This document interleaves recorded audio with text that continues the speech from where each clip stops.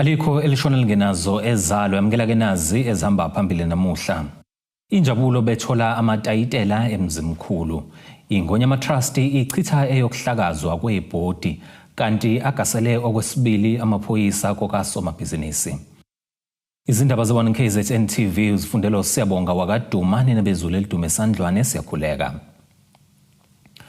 Umongameli wezwe uCyril Ramaphosa unikezele ngamatayitela omhlaba ongamahektha ayizinkulungwane eziyi-17 phecelezi 17,000 ogwini oluseningizimu yeKwaZulu Natal. Umongameli uthi banikezele ngamatayitela kumndeni owodwa kanye nemiphakathi emine. Lokhu ke kwenzeke endaweni yasemzimkhulu ngaphansi kwesifunda iHerigwala. Umongameli wezwe uMnumzane Cyril Ramaphosa unikezele ngamatayitela omhlaba oyizinkulungwane eziyi-18 kumndeni owodwa kanye nakwimiphakathi emithathu endaweni yasemzimkhulu ngaphansi kwesifunda iHerigwala. Umongameli uthi lokhu kusho ukubuya kwesithunzi somuntu ompisholo. Uphinde waveza ukuthi laba bebethathelwe umhlaba eminyakeni engama-27. We know that you have waited for too long a period. You waited for almost 27 years since you put in your claim. But you have waited a lifetime because your land was taken away many years ago. But we are grateful and want to thank you for your patience. Today, as we give your land back, your ancestral land, we are also here to restore the dignity and the belonging that was taken from you through a great injustice and suffering. Uthi iningi labantu ababuyelwe umhlaba abantu besifazane abahola amakhaya ngabodwana. Now namhlanje we are handing over title deeds for a total of 18,000 hectares of land. That is the totality of the land that we are handing over to our people. Approximately 2,800 beneficiaries are covered under these 4 claims. 571 female-headed households across these 4 claims are now owners of their own ancestral land. Now, this title deeds handover is taking place in the year when we celebrate 30 years since the Constitution of the Republic of South Africa was signed into law by the father of our democracy, Ubaba uNelson Rolihlahla Mandela. Umndeni wakwaLawrence ongomunye wabahlomlile ngokubuyiselwa komhlaba uthi lokhu kusho okukhulu kubona kanti kuvuka umunyu njengoba bebuyiselwe umhlaba lapho kulele khona obabomkhulu babo. Sahamba njengezinja sagqotha njengezinja kodwa sahamba ke bangavumeli futhi siphinde emhlabeni yethu. Bathi singakwazi ukuhamba emhlabeni yethu sabizwa namaphoyisa bebethi sihamba khona. Ngoku sikhululekile urhulumente yethu wasivulela indlela. Lo mbiko beniwethulelo Zamando Sicele kwezindaba ze1 KZN TV ngisemzimkhulu. Ubuholi bebhodi elengamele umhlaba kaZulu ingonyama Trust Board buthi ke abhamisane nesinqumo sikaNgqongqoshe wezokubuyiswa komhlaba nokuthuthukiswa kwezindawo zasemakhaya uMzwanele Nyonso omemezele ukuhlakazwa kwebhodi. Lokhu ke kudalulwe ngesikhathi kunesithangamisa bezindaba emahhovisi aleli bhodi. Usekela sihlalo waleli bhodi uAdvocate uLinda Zama uthi ke bazoluyisa enkantolo lolu daba kwazise akukho kubi okwenziwe yibhodi. Emva kokuba uNgqongqoshe wezokubuyiswa komhlaba kuzwelonke uMzwanele Nyonso imemezela ukuhlakaza kwebhodi lengonyama Trust, kubukeka abanye baleli bhodi benganeme ngalesinqumo.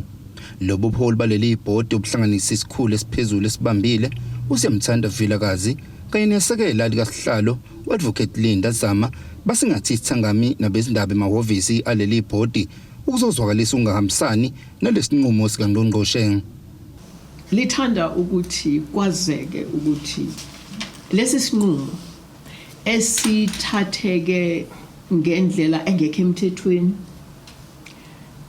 iboard ayilisamukeli ngoba umthetho awuzange ulandeleke ngoba kukhona umthetho olawula leli board lo mthetho ekuthiwa phecelezi Ngonyama Trust Act ucela sisenzayo njengeboard njengoba sesibekile siyenkantolo ngoba into engcono ukuthi kungcono kulamule inkantolo ayisazi inkantolo ayimazi ungqongqoshe kungcono ke kuzwakale enkantolo ukuthi kwenze njani. Lo bambene ngesikhulu esiphezulu uthi kubukeka ehlula umsebenzi wakhe nezinqumo azithathayo ziyakhalisa kakhulu lowo ongungqongqoshe womnyango zokubuyiswa komhlaba kuzwelonke kanti uphinde waveza ukuthi leli bhodi belibonakala liqhubeka nokwenza kahle ukuthi nje kusukela ngo2024 la ibhodi khona elenza imizamo ukuhlangana nominister uminister engakaze ayenze leyo mzamo la afike lathi ibhodi maselenza isethulo salo walitshela ukuthi hayi kuzodingeka lihambe ngoba aliqashwanga uye futhi kunalo ukungaboni ngasolini. Iqiniso kufanele likhulunywe kuyo yonke lento eqala ngawo lo 2024 la esibona khona ukuthi iattitude noma imizwa kaminister ithini ngaleli board. Kuyacaca kuyaveza ukuthi kusukela ekuqaleni kwakungekho ukufuna ukulungisa izinto. Ingakho ke sithi njengeboard uminister akakawenzi kahle umsebenzi wakhe kufanele awenze okusupervise iboard.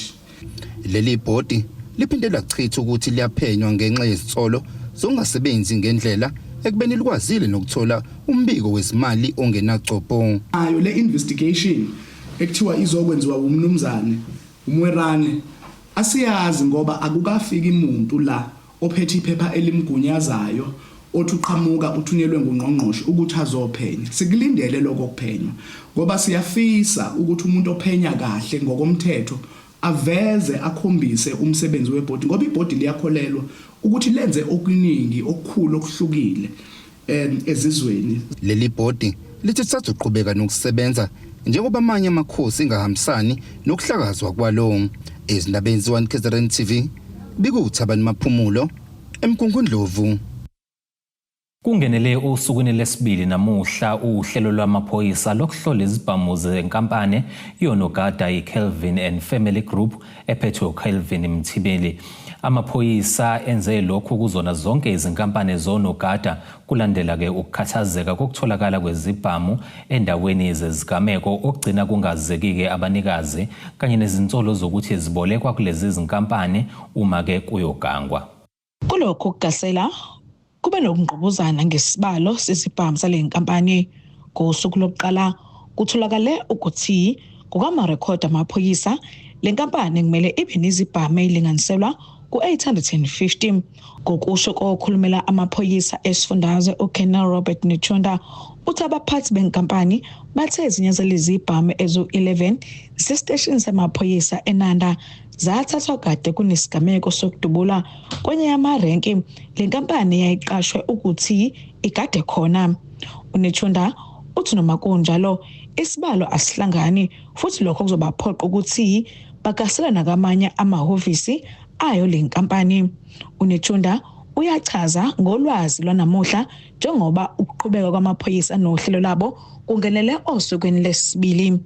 The firearm inspection operation which was happening at the Kelvin Family Group company is completed for day 2, where police only found 85 firearms from 857 which they're supposed to be having.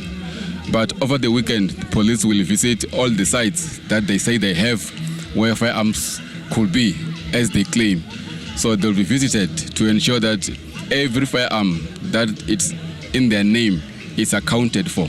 uMathibeli kuleli sonto uzamile ukuya enkantolo eyovimba lokhu kugaselwa kwamaphoyisa kodwa inkantolo yamchitha. Kutebogo Sibisi wezindaba ze1 KZN TV kuChannel 261 ngiseThekwini. Bamisenze ukusebenza befuna ubulungiswa abakuleli abayisithupha abasebenza egaraji iPinewood eMgungundlovu abatshelwe ukuthi umsebenzi uphelile kwashiwa abukufika.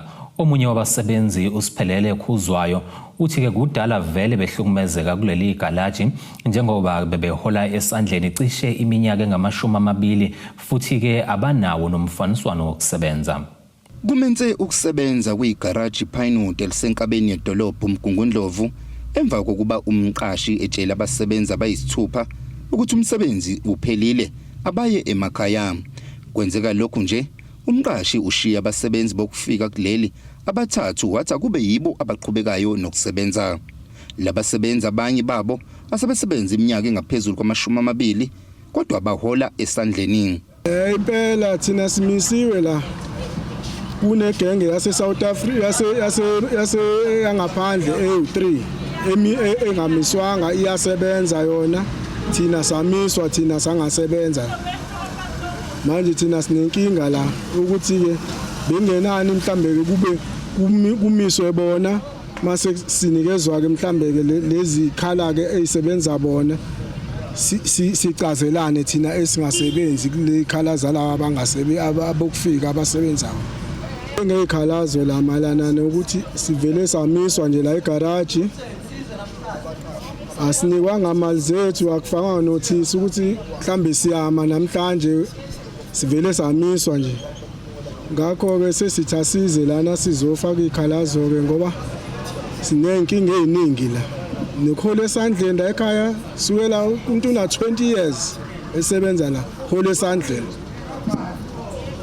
Manje sesithi bakwethu sizocela usizo ukuthi sisizakale. Labasebenzi baphinde bakhala kakhulu nangempatho kuleli garaji. Ngaphandle kwenotice sanikezwa incwadi zokuthi masime ngenxa yempi ese-Iran, petrol abakwazi ukuthola kahle. Emveni koko wabe sekethi masihlala emakhaya akazi ukuthi sohlala isikhathi esingakanani. Masimbuza basohlala isikhathi esingakanani wathi a couple of months. So sizicele abafowethu labo ukuthi mabake basisize size lana bazosixazululela lenkinga. Okunye into ebesiyisa sicelele kubona ukuthi sicela ukuhola ngebhenki ngoba sihola ngesandla. Phezulu kwelelinye igaraji kunabafana abasebenzayo abangabokufika bawu3. Simbuzile ngabo ukuthi kutheni angasifaki thina la phezulu kuleli garaji. Wathi yena laba sebesebenze o20 years ayikazi bekhona lonto leyo. Mina ndino 22 years ndisebenza la ekhaya, kodwa namhlanje usethi masime kanjani. Omunye wabaholi benhlangano elwisana nabokufika kuleli abangenawo amaphepha iMargin March umxolisi Nxumalo uthi bakhathazekile ngokuxhashazwa kwabasebenzi okwenziwa umqashi kanjalo nokubeka phambili abantu bokufika kuleli. Le nhlangano inxuse nomnyango wezabasebenzi ukuba ulisukumele ngokusheshsha lolu daba. Themelala wavuka kuseni sebaxosha abasebenzi abakhokheliwe even izimali la ngaphathe garage. Into esiyenye sibuye sayithola saphinda sathola ukuthi kunabantu bokufika abasebenzayo kodwa abantu base South Africa baxoshiwe, okuyinto sizoyilwela kakhulu ukuthi akube khona ukulungiswa. Awukwazi ukuthi ungaqhamuka ngaphandle uzosebenza la ngaphakathi incwadi ungenazo uphinde umqashi ephinde exosha abasebenzi bala ngaphakathi. Iyona into efanele kakhulu le la ngaphathe eNingizimu Afrika. Labasebenzi bamisa ukusebenza kuleli garaji befuna incazelo ecacile ngokumiswa kwabo emsebenzini. Umnyango wezabasebenzi awutholakalanga ukuphawula kulolu daba kwaze kwashaya isikhathi sokuya emoyeni. Izindabeni ze1 KZN TV bikuThabani Maphumulo eMgungundlovu. Ake sihlabena nali ikhefu sihlangabeza futhi nezinye masibuya.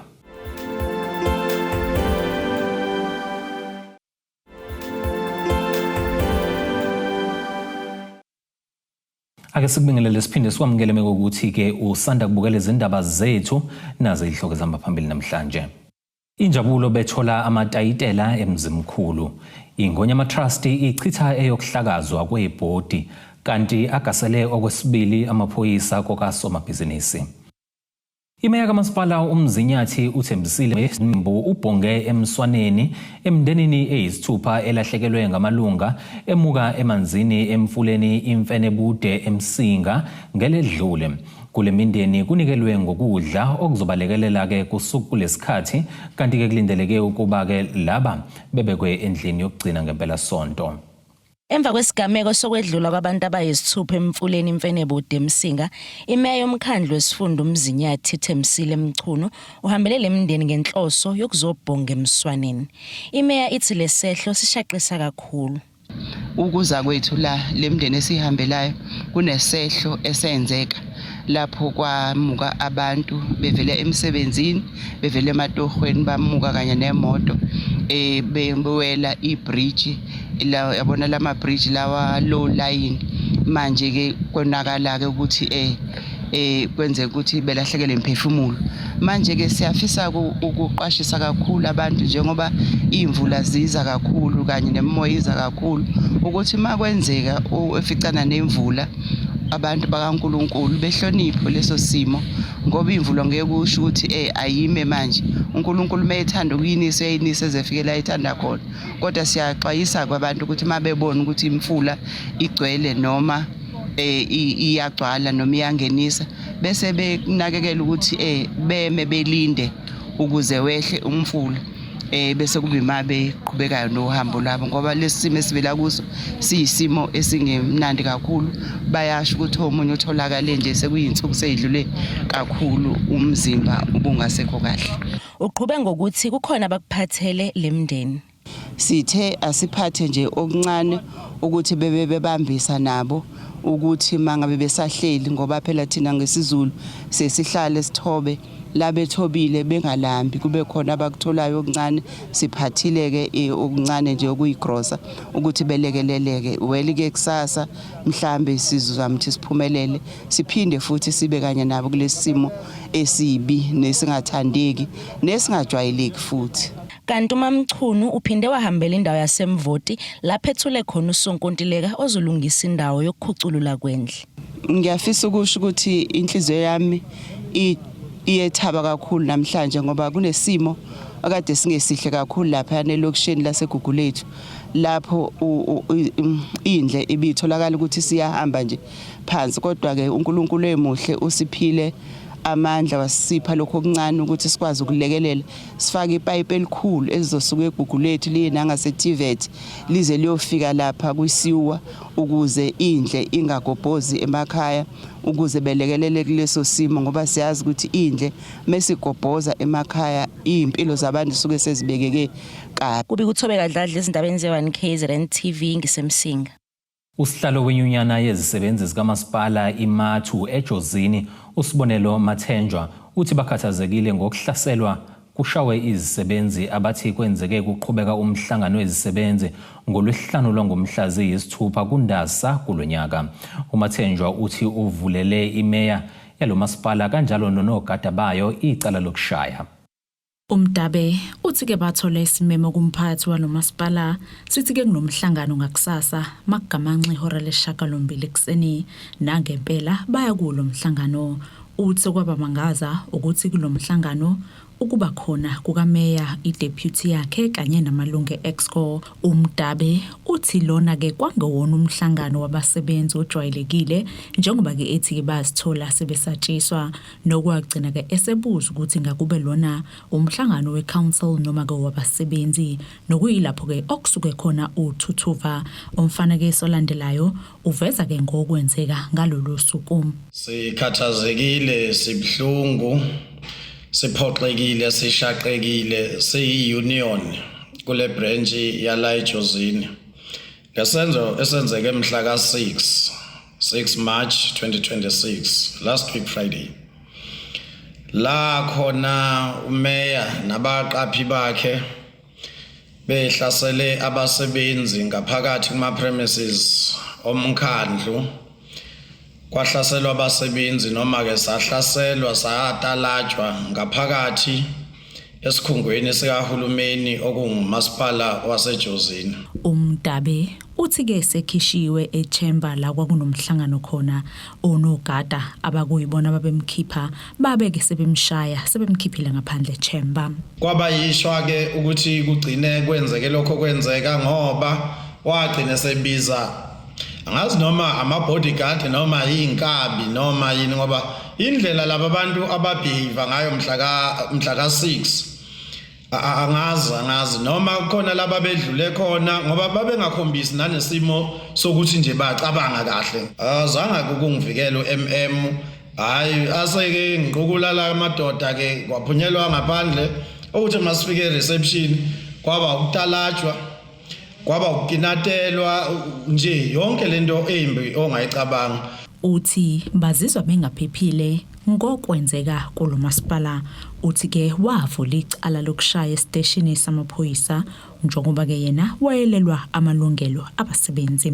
Emva kokuba kwenzeke lesi sigameko wagijima yena futhi umhlonishwa umeya ngazi wayehlangene nobani bambonisa kusho ukuthi yibo abangani bakhe wayo epolice station wayongivula icala manje eselivulela mina ele defamation of character.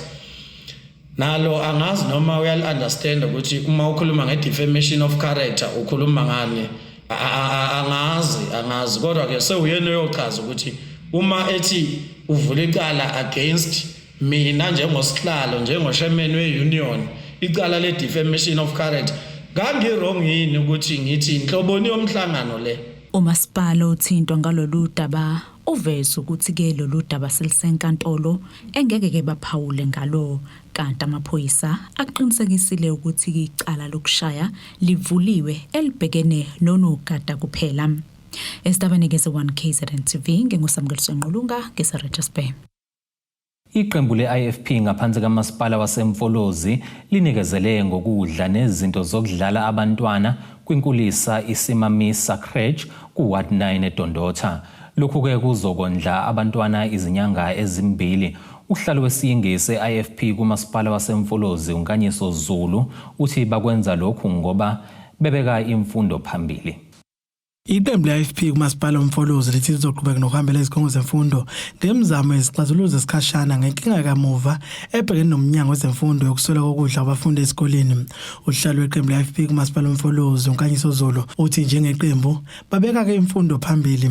Emva kokuba besishayele ikhwele njengeqembu lenkatha ukuthi banenkinga emayelana nokudla einganeni sibese siqhothula-ke lokho esiqhothule kukho ukubahlanganisela kodwa silapha kakhulu ukuqhuba umbono womntwana akaphinda angene ngalesikhathi abanye bethi akuliwe imfundo emumva umntwana akaphinda angene wama wathi cha thina sithi imfundo phambili then ebese ke sengayiwa ukuyodliwa ngoba masilithola lelizwe sinabantu abangafundile umbuzo ukuthi liyophathwa ngobani.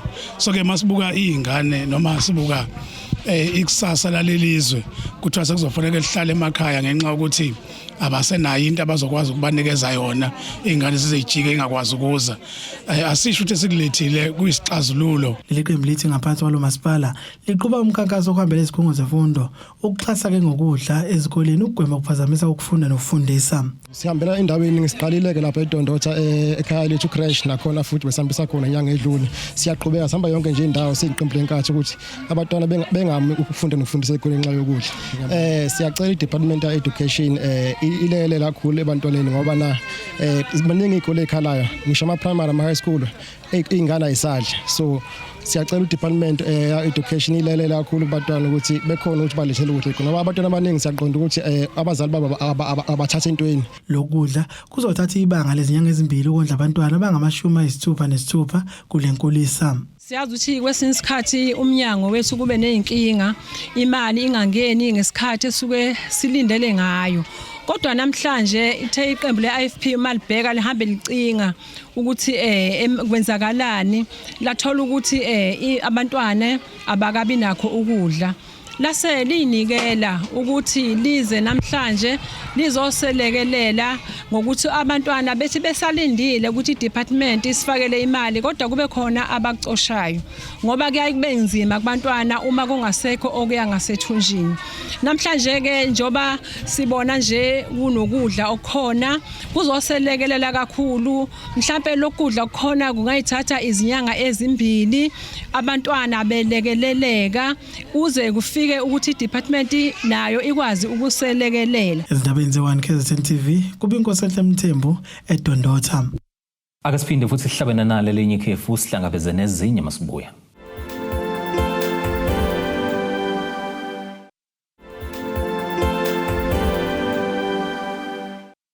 Ake sikubingelele siphinde sikwamukele ukuthi ke usanda kubukela izindaba zethu nazihloko ezihamba phambili namhlanje. Injabulo bethola amatayitela emzimkhulu. Ingonyama Trust ichitha eyokuhlakazwa kwebhodi kanti agasele okwesibili amaphoyisa kokasomabhizinisi. Ake singene sijule ngosini zomnotho.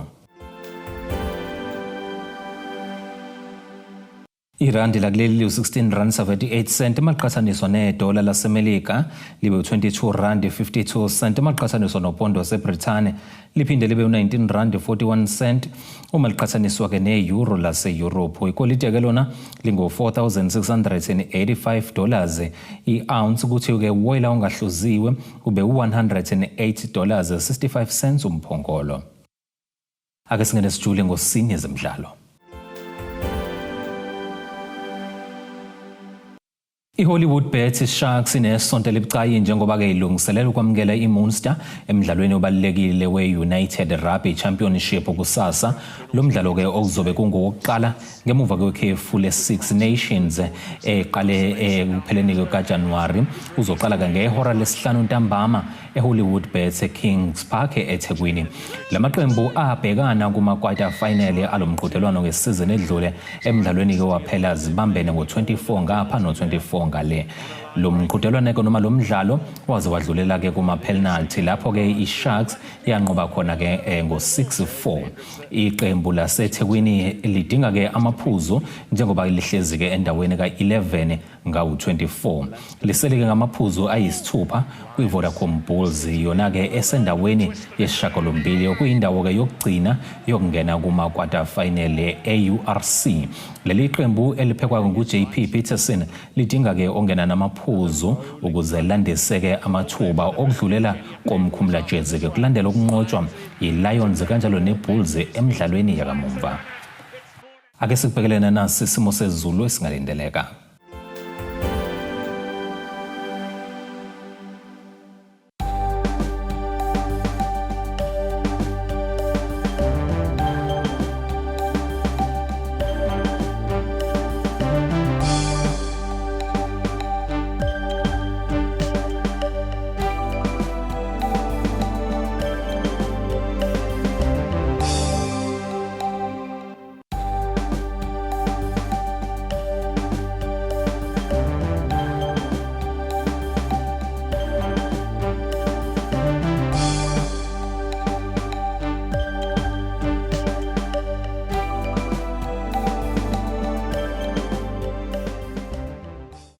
Zulumnyama undlela zimhlophe ngeziguqisi bese kuphathele zona namhlanje hlangabeze futhi noma kanjani kusasa ngesikhathi esifanayo. Abethuli bethu bezindaba baxhaswe iThulis Bayview Bridal. Ungabashayela kulezi zinombolo ezivelile.